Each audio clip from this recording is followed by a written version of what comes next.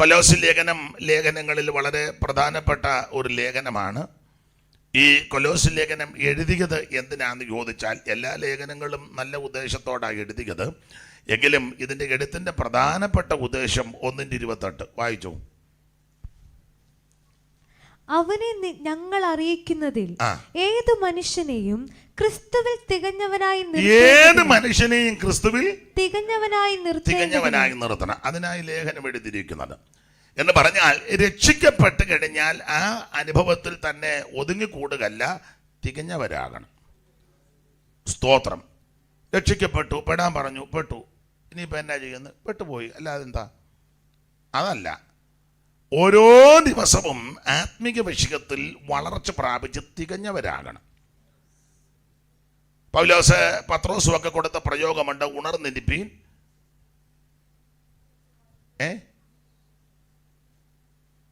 ഉണർന്നിരിക്കുകയാണല്ലോ. ശക്തിപ്പെടുവീൻ. എന്നിട്ട് താഴോട്ട് പറഞ്ഞു, പുരുഷത്വം കാണിപ്പീൻ എന്ന് പറഞ്ഞാൽ പിള്ളേരുകളെയെല്ലാം മാറ്റണം. ഇത് തികഞ്ഞു വരണം. യേശുക്രിസ്തുവിൻ്റെ തലയോളം സകലത്തിന് വളരണം, തികഞ്ഞു വരണം. അപ്പൊ ഏത് മനുഷ്യനെയും ക്രിസ്തുവിൽ തികഞ്ഞവനാക്കാനാണ് ഈ ലേഖനം എഴുതിയിരിക്കുന്നത്. അതെ, ഓരോ അധ്യായത്തിലും പ്രധാനമായിട്ട് ഓരോ കാര്യങ്ങൾ സൂചിപ്പിക്കുന്നുണ്ട്. 1-ാം അധ്യായത്തിൽ പ്രധാനമായിട്ടൊരു കാര്യം, ഇരുട്ടിൻ്റെ അധികാരത്തിൽ നിന്ന് നമ്മെ വിടുവിച്ചു. 2-ാം അധ്യായത്തിലേക്ക് വരുമ്പോൾ പറയാം, നിങ്ങളുടെ വിരുതൊന്നും ആരും തെറ്റിക്കരുത്. സ്തോത്രം. നമ്മളൊരു ലക്ഷ്യത്തിലായി നീങ്ങുന്നത്, ലക്ഷ്യത്തിനൊന്നും ഭംഗം ഉണ്ടാകരുത്.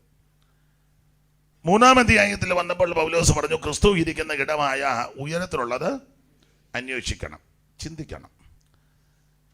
4-ാം അധ്യായത്തിൽ നമ്മൾ വായിച്ച തിരുവെഴുത്തിലെ ആ കണ്ണികയ്ക്കകത്ത് 3 കാര്യങ്ങൾ രേഖപ്പെടുത്തിയിട്ടുണ്ട്. 4:2 മുതൽ 6 വരെയുള്ള തിരുവെഴുത്തുകൾ വായിക്കുമ്പോൾ അവിടെ 3 കാര്യങ്ങളാണ്. 1, പ്രാർത്ഥനയിൽ ഉറ്റിരിക്കണം, ദൈവത്തിൻ്റെ മഹത്വം. 2, സമയം തക്കത്തിൽ ഉപയോഗിക്കണം. 3, പെരുമാറ്റവും സംസാരവും വളരെ ശ്രദ്ധിച്ചോണം. 6-ാം വാക്യത്തിൽ വായിച്ചു, 5 മുതൽ വായിച്ചു. സമയം തക്കത്തിൽ ഉപയോഗിച്ചുകൊണ്ട് പുറത്തുള്ളവരോട് ജ്ഞാനത്തോടെ പെരുമാറണം, ജ്ഞാനത്തോടെ പെരുമാറണം. 6-ാം വാക്യം കൂടെ, ഓരോരുത്തരോട് നിങ്ങൾ എങ്ങനെ ഉത്തരം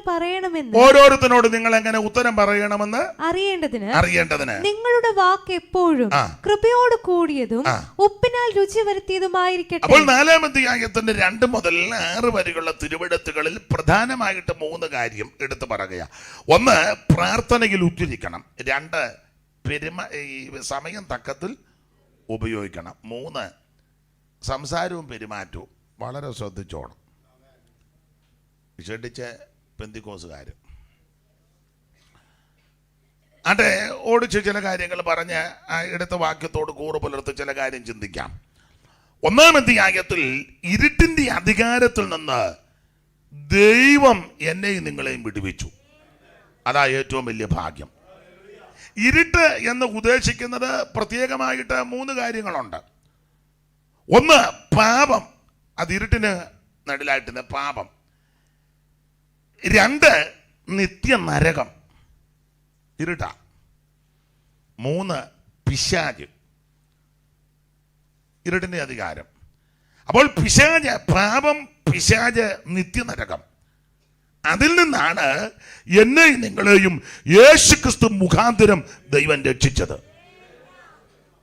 സ്തോത്രം.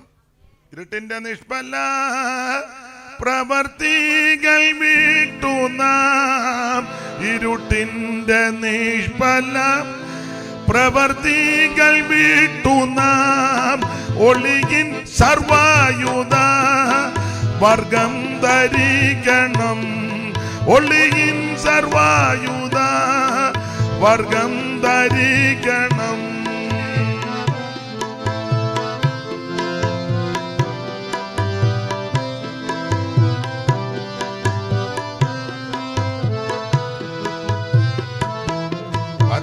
പരമാർത്ഥതയോടെ ഒരുങ്ങി നിന്നിടുകിൽ, പരമാർത്ഥതയോടെ ഒരുങ്ങി നിന്നിടുകിൽ, കർത്തന്റെ കാഹള നാദം നീ കേൾക്കുമേ.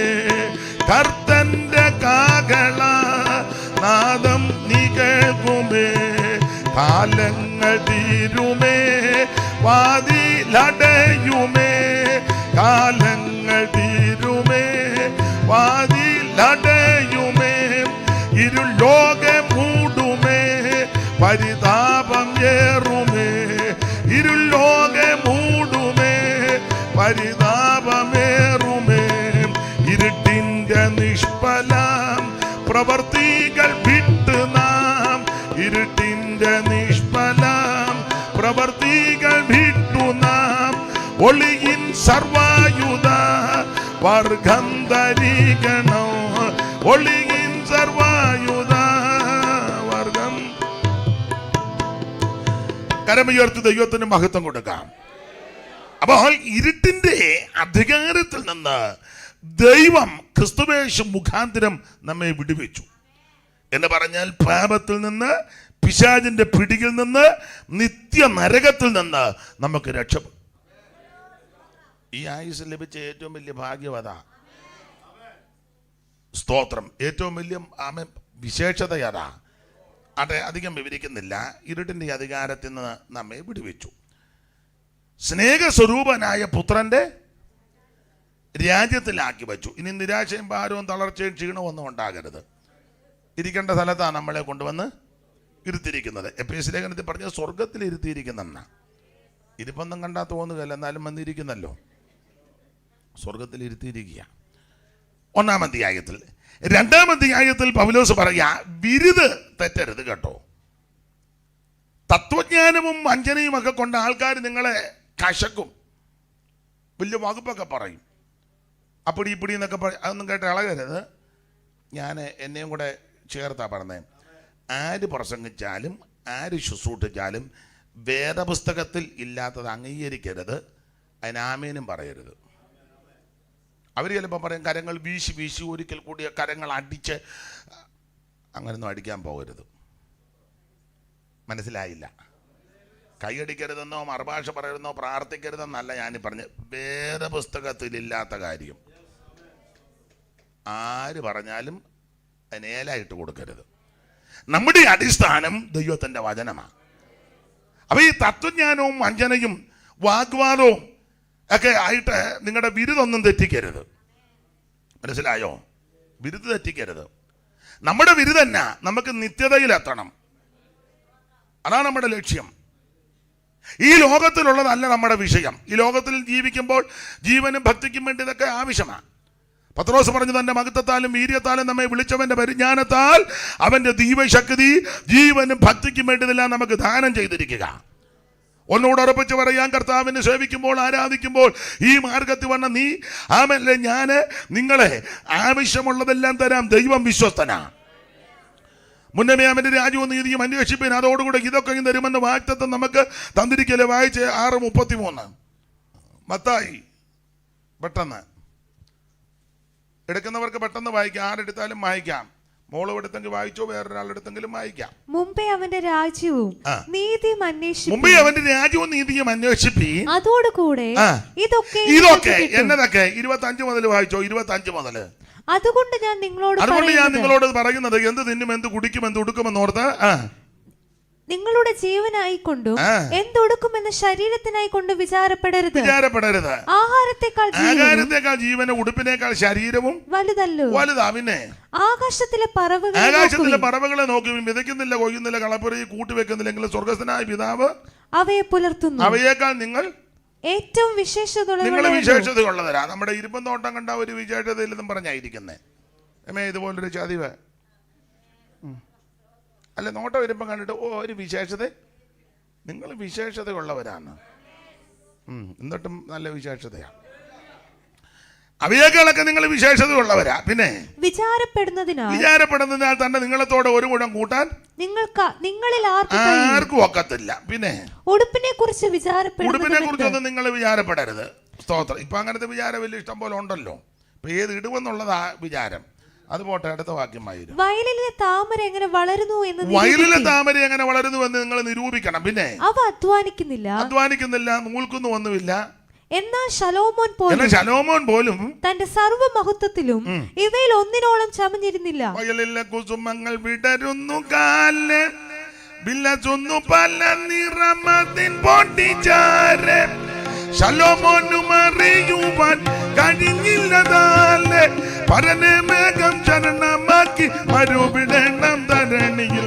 പരനെ മേഘം ശരണമാക്കി മരുവിടണം ധരണിയിൽ. നീ മനുജ നിന്റെ ധനമതു നിനയാതെ, മനുജ നിന്റെ ധനമതു നിനയാതെ, മനുജ.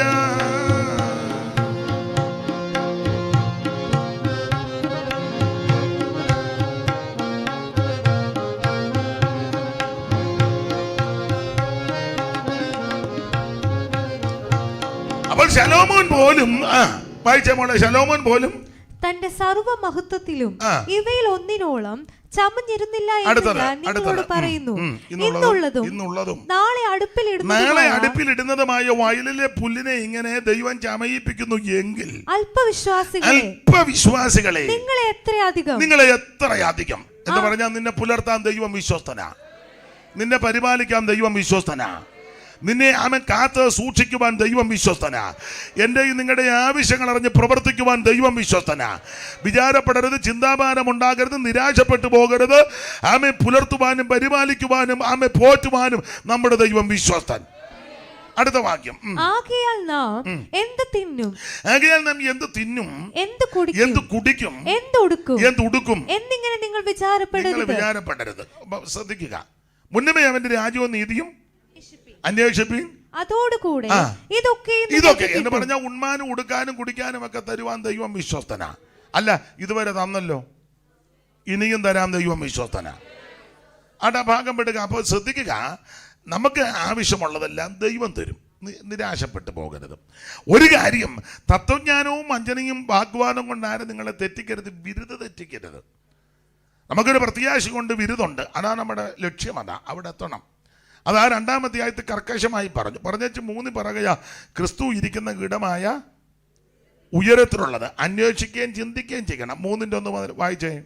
ആകയാൽ നിങ്ങൾ ക്രിസ്തുവിനോട് കൂടെ ഉയർത്തെഴുന്നേറ്റിരിക്കുന്നു എങ്കിൽ ക്രിസ്തു ദൈവത്തിന്റെ വലത്തുഭാഗത്ത് ഇരിക്കുന്ന ഇടമായ ഉയരത്തിലുള്ളത് അന്വേഷിപ്പീൻ. അപ്പൊ അത് അന്വേഷിക്കണം. ഇവിടുത്തെ ഒന്നും അന്വേഷിക്കരുത്, അത് അന്വേഷിച്ചോണം. അത് അന്വേഷിക്കുമ്പോൾ ഇവിടുത്തെ തരാൻ ദൈവം വിശ്വസ്തനുവാ. അന്വേഷിപ്പീൻ. പിന്നെ എടുത്തു പറഞ്ഞ് ഭൂമിയിലുള്ളതല്ല, ഉയരത്തിലുള്ളത് തന്നെ ചിന്തിപ്പീൻ. അപ്പൊ അത് അന്വേഷിക്കണം, അത് ചിന്തിക്കണം. അതിന്റെ കാരണം പറയാം. പൗലോസ് മേളിൽ ചെന്നതെല്ലാം കണ്ടേച്ചു വന്നതാ.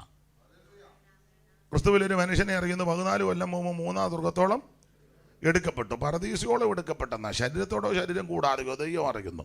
ആ മനുഷ്യൻ പരദീസോളം എടുക്കപ്പെട്ടു. അവിടെ ചെന്ന് ഭാഷയൊക്കെ കണ്ടു. അതെല്ലാം കണ്ടേച്ച് പുള്ളി കീപ്പോട്ട് വന്നു. എടുക്കപ്പെട്ടെന്ന് പറഞ്ഞുകൊണ്ട് മുകളിലാണെന്നല്ലോ, അല്ലാതെ വിശ്വാസമൊന്നുമില്ല. പിന്നെ പാസ്റ്റർമാർ പറയും കൈ അടിക്കാതിരിക്കാം, അടിച്ചില്ലേ പറയും പുള്ളി സഭയുടെ എതിരാന്ന് പറയും. സ്തോത്രം. കരങ്ങൾ വീശി താല്പര്യമില്ലെങ്കിലും അങ്ങ് വീശുക. അപ്പോൾ അത് ആരുടെയും കുഴപ്പമല്ല. പക്ഷേ അത് കണ്ടവർക്ക് ഇവിടെ പിന്നെ എന്തോ കണ്ടാലും വലിയ വിഷയമല്ല. ഒരുത്തനെ നടന്നു പോയപ്പം വയലിൽ നീതിയിരിക്കുന്ന കണ്ടു. കണ്ട ഉടനെ നെഞ്ചുവേദന വന്നെന്നാന്നോ? പിന്നെ നിങ്ങൾ പറ.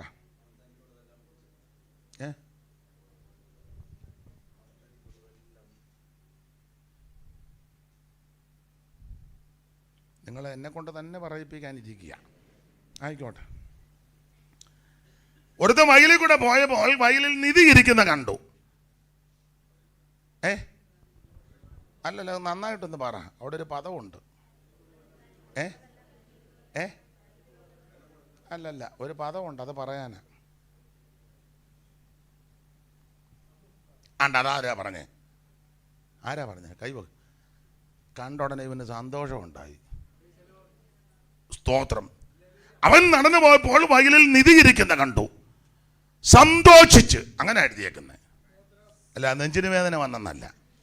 അയ്യോ, ഇത് കണ്ടുപോയല്ലോ എൻ്റെ ദൈവമേ. സന്തോഷിച്ച് വീട്ടിൽ വന്ന് ഉണ്ടായിരുന്നതെല്ലാം വിറ്റു.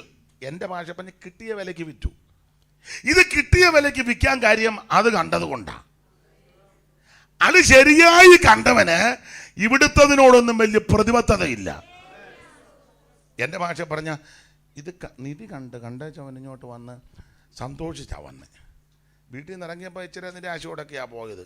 ഇങ്ങോട്ട് തുള്ളിച്ചാടി വന്നപ്പോൾ എൻ്റെ ഭാഷയാ പെമ്പള ചോദിച്ചു, എന്നെ ഇത്ര ഇളക്കം? അല്ലെ ഭാര്യ ചോദിച്ചു, അല്ലെ ഭർത്താവ് ചോദിച്ചു, എന്നെ? അവൻ പറഞ്ഞു ഞാൻ കണ്ടെന്ന് പറഞ്ഞു. ഞങ്ങളുടെ സഭയിലൊരു അമ്മയുണ്ട്, കുത്തിയിരുന്ന് ഉറങ്ങുക എല്ലാ യോഗത്തിന്. ഉറങ്ങുന്നതിന് വായും പൊളിച്ചാണ് ഉറങ്ങുന്നത്. അപ്പം പ്രായമുള്ളൊരമ്മയാണ്. അപ്പം ഞാൻ ചോദിച്ചു, ഉറങ്ങുകയെന്നോ ഇരുന്ന്? കാഴ്ചകൾ കാണുക എന്ന് പറഞ്ഞു. അതാ വിഷയം. എന്നാൽ ഉറങ്ങുകയെന്നല്ല, പ്രായമുള്ള അമ്മയാ, ക്ഷീണം കാണും, നമുക്കും അറിയാം. ഉറങ്ങും, കാഴ്ചകൾ കാണുക. അതല്ല രസം. അടുത്ത ഡയലോഗ, എന്നെ ക്ലിയറായിട്ടാണ് കാണിക്കുന്നെന്ന്. അതാ ഒന്നുകൂടെ അമ്മ, എന്നെ ക്ലിയറായിട്ടെല്ലാം കാണിക്കുന്നെന്ന് പറഞ്ഞു. എന്ന് പറഞ്ഞാൽ നമ്മൾ അഥവാ എന്തെങ്കിലും കണ്ടാലും ക്ലിയർ അല്ല, അമ്മ ക്ലിയറായിട്ട് കാണുന്നത്. അപ്പൊ ഇവനെ ഈ വയലിൽ നിധി ഇരിക്കുന്ന കണ്ടേച്ച് സന്തോഷിച്ചാ വന്നത്. കിട്ടിയ വിലയ്ക്ക് ഉള്ളതെല്ലാം വിറ്റു. എൻ്റെ ഭാഷയിൽ പറഞ്ഞാൽ ഇത് വെച്ച് ബാർഗെയിൻ ചെയ്തില്ല. ഇച്ചോടെ കൂട്ടിത്തരാമോ, ഒന്ന് നോക്ക്. ഇങ്ങനെയൊക്കെ ബാർഗൻ ചെയ്താൽ നിധിയായിട്ട് വേറെ ആൾ പോകും. മനസ്സിലായോ? നമ്മളെല്ലാം വർഷങ്ങളായിട്ട് ബാർഗൻ ചെയ്ത് നിൽക്കുക അല്ലേ? സത്യം പറ. ഒന്നും ചിന്തിച്ച് ഇടമല നോക്കിയില്ല. ഇത് കണ്ടു, സന്തോഷിച്ചു, വന്ന ഉടനെ കിട്ടിയ വിലയ്ക്ക് ഇതങ്ങ് വിറ്റു. പെട്ടെന്ന് പോയ അത് കണ്ടവർക്ക് ഇവിടുത്തതൊന്നും വിഷയമല്ല. Praise the Lord. ആട്ടെ, ഞാൻ ആ ഭാഗം അങ്ങ് വിടുക. നമ്മുടെ വിരുത് തെറ്റരുത്. ക്രിസ്തു ഇരിക്കുന്ന ഇടമായ ഉയരത്തിലുള്ളത് അന്വേഷിക്കണം, ചിന്തിക്കണം, അതിനായിട്ട് വർത്തിക്കണം. ആട്ടെ, ആ ഭാഗം വിടുക. 4-ാം അധ്യായത്തിൻ്റെ 5-ാം വാക്യമാണ് വായിച്ചത്. ഞാൻ ഓർപ്പിച്ചല്ലോ, 4-ാം അധ്യായത്തിൽ ആ 2 മുതൽ 6 വരെയുള്ള തിരുവെഴുത്തിൽ പ്രധാനമായും 3 കാര്യം. 1, പ്രാർത്ഥനയിലുറ്റിരിക്കണം. 2, സമയം തക്കത്തിൽ ഉപയോഗിക്കണം. 3, പെരുമാറ്റവും സംസാരവും ശ്രദ്ധിച്ചോണം. ഇത് 3 പ്രധാനപ്പെട്ട വിഷയം. ഞാനിന്ന് വളരെ ശാന്തമായിട്ടായിരിക്കും വചനത്തിൽ നിന്ന് ചില കാര്യങ്ങൾ ചിന്തിക്കുന്നത്. നിങ്ങൾക്ക് കുഴപ്പമില്ലല്ലോ? ഇല്ല. ഞാൻ ഇളകണോ? വേണ്ട. അല്ല, വയ്യലും എനിക്ക് കാലിന് നീരൊക്കെ ഉണ്ട്, എന്നാലും നോക്കാം. അപ്പം ശ്രദ്ധിക്കുക, നിങ്ങൾ ഇളകിക്കോണം കേട്ടോ. അപ്പോൾ 4-ാം അധ്യായത്തിൽ 2 മുതൽ 6 വരെ 3 കാര്യം. അതിലൊന്ന് പ്രാർത്ഥനയിൽ ഉറ്റിരിക്കണം. 2-ാം വാക്യം വായിച്ചേ മോളെ. പ്രാർത്ഥനയിൽ ഉറ്റിരിപ്പി. പ്രാർത്ഥനയിൽ ഉറ്റിരിക്കണം കേട്ടോ, ഉറ്റിരിക്കണം, പ്രാർത്ഥനയിൽ ഉറ്റിരിക്കണം. ആരൊക്കെയാ പ്രാർത്ഥനയിൽ ഉറ്റിരിക്കേണ്ടത്? എല്ലാവരും. ഇപ്പം മിക്ക സഭകളിലും സെന്ററിലും കേന്ദ്രത്തിലും ഒക്കെ പ്രാർത്ഥന കുറേ ആൾക്കാർക്ക് കൊടുത്തിരിക്കുക. അവരെ അവിടെ ഇരുത്തിയിരിക്കുക. ചാപ്പാടും ഒക്കെ കൊടുക്കും, ചിലപ്പം കാശും കൊടുക്കും. എന്നിട്ട് പറയും അങ്ങോട്ട് കൊടുത്താൽ മതി, അവർ പ്രാർത്ഥിച്ചോളും. നമുക്ക് വേറെ എന്തെല്ലാം കാര്യങ്ങളുണ്ട്. അങ്ങനല്ല, എല്ലാവരും പ്രാർത്ഥനയിൽ ഉറ്റിരിക്കണം. അപ്പം ആരൊക്കെ പ്രാർത്ഥനയിൽ ഉറ്റിരിക്കണം? 6 ഗ്രൂപ്പുകാരെ വിളിച്ചു. 3-ാം അധ്യായത്തിൻ്റെ 18, 3-ന്റെ 19, 3-ന്റെ 20, 3-ന്റെ 21, 3-ന്റെ 22, 4-ന്റെ 1. 6 ഗ്രൂപ്പുകാർ. 3:18 ഭാര്യമാര്, 3:19 ഭർത്താക്കന്മാര്, 3:20 മക്കള്, 3:21 പിതാക്കന്മാര്, 3:22 ദാസന്മാര്, 4-ന്റെ 1 യജമാനന്മാരെ. 5 പേര്, 5 ഗ്രൂപ്പുകാരെ വിളിച്ചു. അപ്പൊ ശ്രദ്ധിച്ചേ, 5 ഗ്രൂപ്പുകാരെ പൗലോസ് വിളിച്ചു. 6 ഗ്രൂപ്പുകാരെ. ഭാര്യയും, നിങ്ങൾ വാക്യം ഇവിടെ കൊടുക്കുന്നുണ്ടോ? അത് വേണ്ട, എല്ലാവരും വേദപുസ്തകം എടുത്ത്. ചുമ്മാ അല്ലല്ലോ, അങ്ങ് നിർത്തിക്കാൻ മോനെ. വേദപുസ്തകം എടുക്കും. അതങ്ങ് നിങ്ങളും വേദപുസ്തകം എടുത്ത്. നിങ്ങളുടെ കയ്യിലും ഉണ്ടല്ലോ അല്ലേ? നിങ്ങളുടെ കയ്യിലുണ്ട്. നല്ല ശേലാന്നല്ലോ. മേനോസ് എല്ലാവരും മേനോസ് കൊടുക്കും. വായിച്ചില്ലെങ്കിലും എടുത്തോ, ഇത് എടുക്കുന്ന ഒരു അനുഗ്രഹമാണല്ലോ. ഇതെല്ലാം നല്ലതാണ്. പക്ഷേ ഇപ്പം ശാശ ഇത് പലതും കൈകാര്യം ചെയ്യുന്നുണ്ട്. ഇത് കുറ്റമല്ലി പറഞ്ഞത്, തെറ്റിദ്ധരിക്കരുത്. ഇത് നല്ലതാണ്. അറിയാത്തൊരു പാട്ടോ അങ്ങനെയുള്ള നമുക്ക് പരസ്യം കൊണ്ടല്ലോ, ചർച്ചിൻ്റെ പ്രാർത്ഥന, അതൊക്കെ നല്ലതാണ് കൊടുക്കണം. പക്ഷേ ദൈവദാസന്മാർ ശുശ്രൂഷിക്കുമ്പോൾ വേദപുസ്തകം എടുക്കണം. ഇംഗ്ലീഷ് അറിയാവുന്നൊരു ഇംഗ്ലീഷ് എടുത്തു, മലയാളം വന്നേ മലയാളം എടുത്ത് ആ വാക്യങ്ങൾ പെട്ടെന്ന് മറിച്ചു, എങ്കിലേ വചനത്തിൽ തിട്ടം വരുവുള്ളൂ. ഇല്ലെങ്കിൽ തൃശ്ശൂർ പൂരം കണ്ടുവച്ച് പോകുമ്പോൾ ഇരിക്കും. ചില പണം നന്നായിട്ട് പൊട്ടി കേട്ടോ, ഒത്തിരിയായിരുന്നു. നിനക്ക് പുസ്തകത്തിനോട് യാതൊരു ഇതും കാണുകയല്ല. സ്തോത്രം. വേറെ പുസ്തകം പഠിക്കുകയല്ല. ഇപ്പോഴും എത്ര പേർക്ക് പിന്നെ ഈ ഇത് എന്തുവാ പുസ്തകക്രമം അറിയാത്തവരുണ്ട്? ഇവിടെയുണ്ട് ഇല്ലേ? അറിയാത്തവർ കൈപോക്കാൻ ഞാൻ പറയുന്നില്ല, അറിയാവുന്നവർ കൈപോക്കിക്കേ. ഞാൻ പറയിപ്പിക്കും, സമയം പോയാലും പറയിപ്പിക്കും. അറിയാവുന്നൊരു കൈപോക്ക്, പുസ്തകം ഉൽപ്പത്തി മുതൽ വെളിപ്പാട് വരെ അറിയാവുന്നവരങ്ങ് പൊക്കിക്കൂ. പറയിപ്പിക്കും.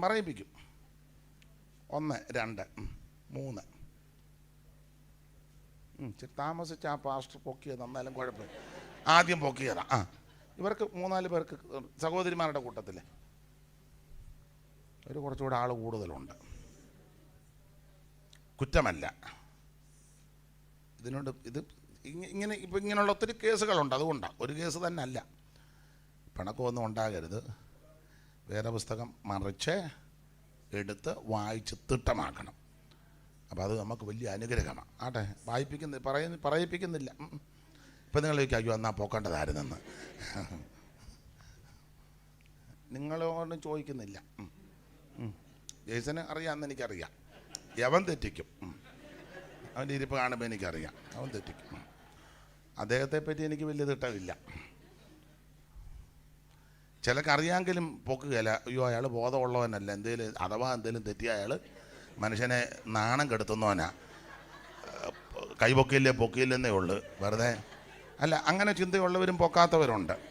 അയാൾക്ക് വെളിവും വെള്ളിയാഴ്ച ഒന്നും ഉള്ളവനല്ല. അങ്ങനെയും കൈ പൊക്കാതിരിക്കുന്നവരുണ്ട്. അപ്പം എന്തായാലും ഒരു കാര്യം പറയാം, വേദപുസ്തകം വായിക്കുകയും ധ്യാനിക്കുകയും വാക്യങ്ങൾ ദൈവദാസന്മാരാര് ശുശ്രൂഷിച്ചാലും അതെടുക്കണം. അപ്പം തിട്ടം വരും ഇതിനകത്ത്. അങ്ങനെ പഠിക്കും.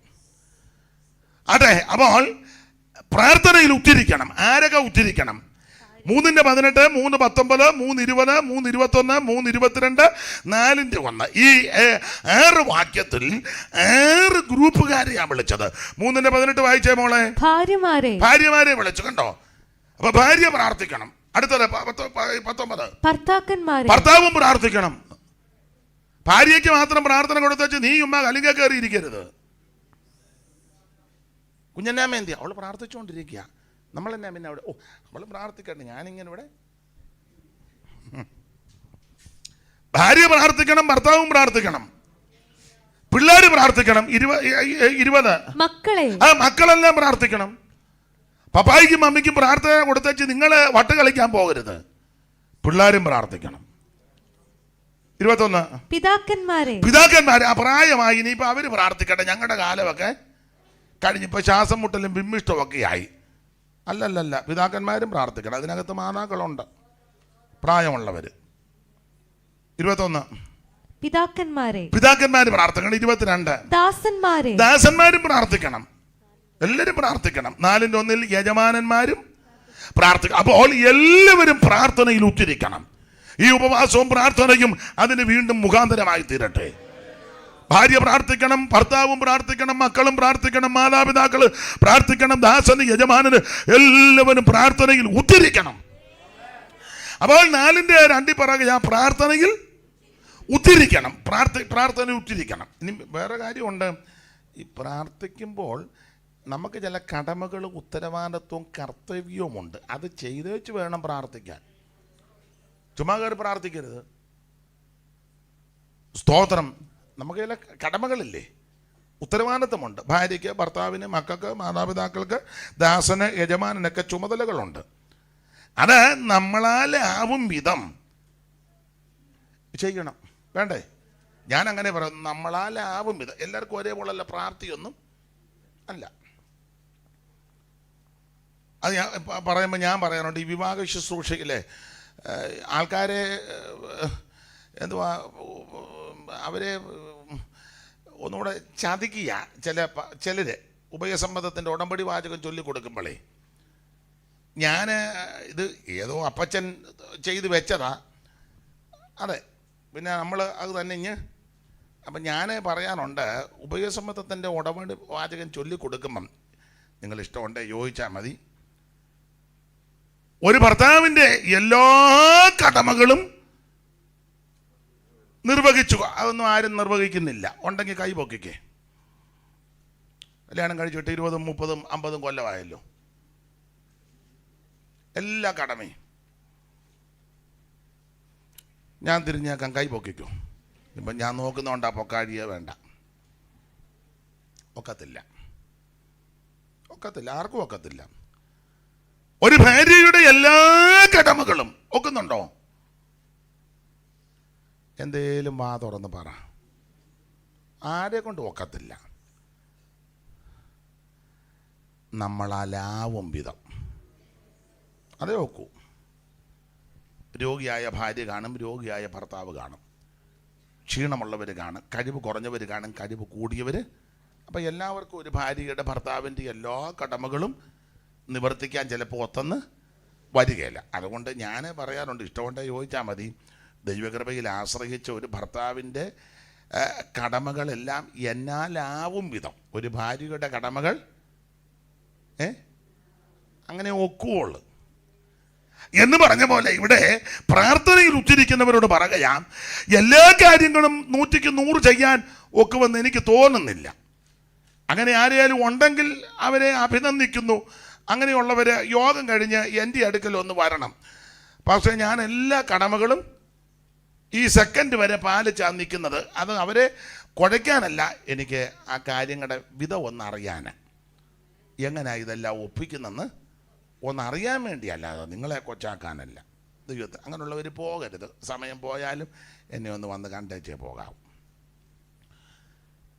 അപ്പോൾ ഭാര്യയുടെ കടമ, ഭർത്താവിൻ്റെ കടമ, മക്കളുടെ കടമ, മാതാപിതാക്കളുടെ കടമ, ദാസന്റെ യജമാനന്റെ കടമ, ഓരോരുത്തർക്ക് കർത്തവ്യങ്ങളുണ്ട്. അത് ചെയ്തതിന് ശേഷം വേണം പ്രാർത്ഥിക്കാൻ. വേണ്ടേ? വേണം. ഒരു കടമകളും ഉത്തരവാദിത്വവും കർത്തവ്യങ്ങളും അനുഷ്ഠിക്കാതെ ചുമ്മാ ഇരുന്ന് പ്രാർത്ഥിച്ചിട്ടൊന്നും ദൈവം കേൾക്കുകയല്ല. പേരും സ്ഥലവും ഒന്നും പറയുന്നില്ല. സ്വന്തം ഭർത്താവ് വീട്ടിലുണ്ട്, തള്ള വെളുപ്പിനെ 3 മുതൽ പ്രാർത്ഥനയാണ്. 3 അല്ല, ചിലപ്പോൾ അതിന് നേരത്തെ എഴുതും, 3 ആയിക്കോട്ടെ. ആ വീട്ടിലെ അനേക പ്രാവശ്യം വിശ്രമിച്ചിട്ടുണ്ട്.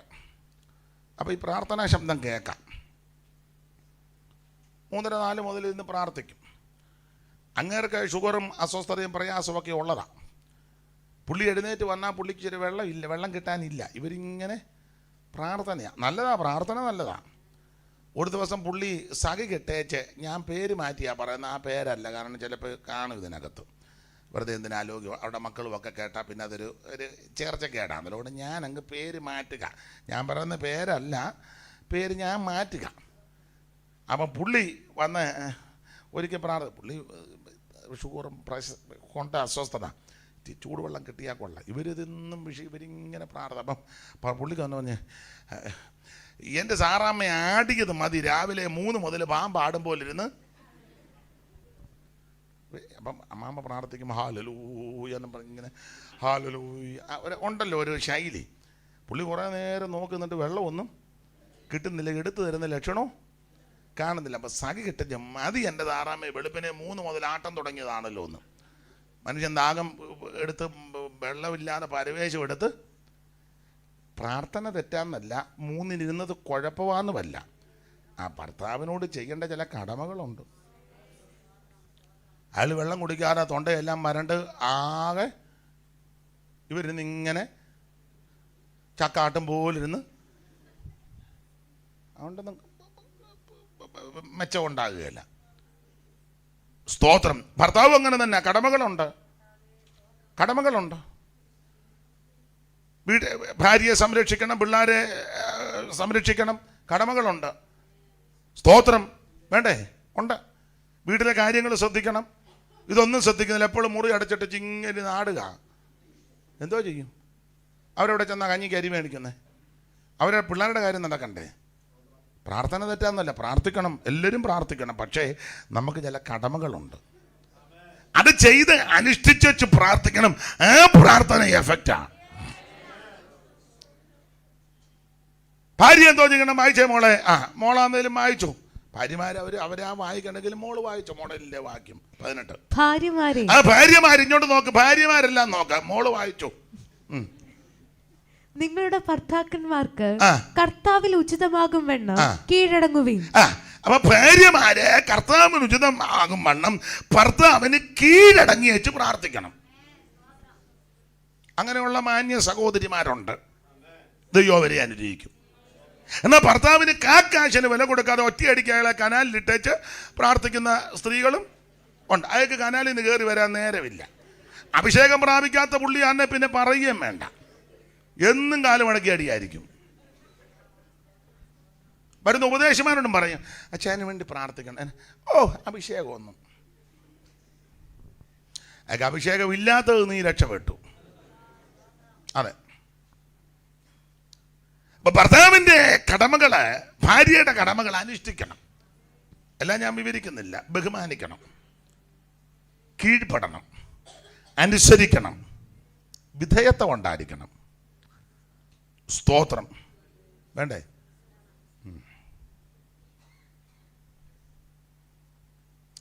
മറ്റുള്ളവരെ കണ്ടോണ്ട് നമ്മൾ ചാടുകയും ചെയ്യരുത്. മനസ്സിലായോ?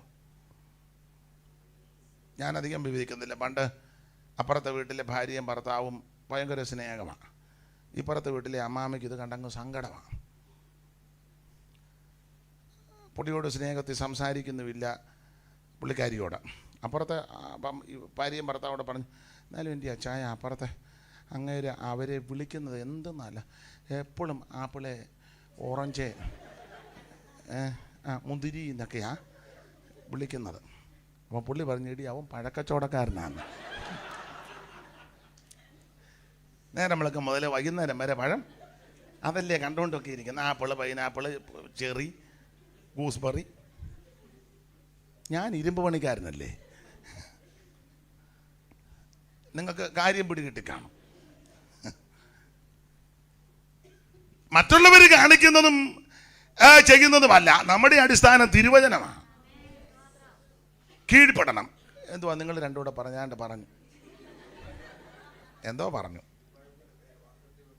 അതാ ഇരുമ്പ് പണിയല്ലേ. സ്തോത്രം.